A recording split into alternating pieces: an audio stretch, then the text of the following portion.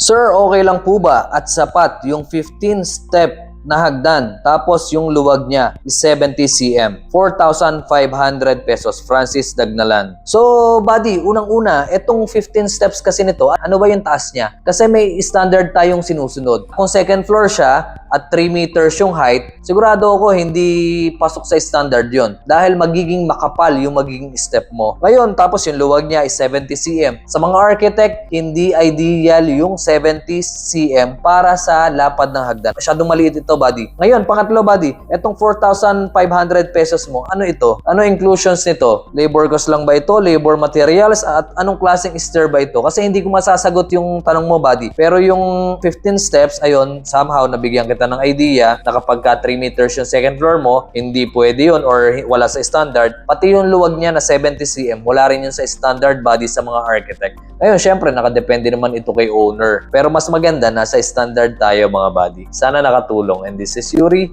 your builder, buddy.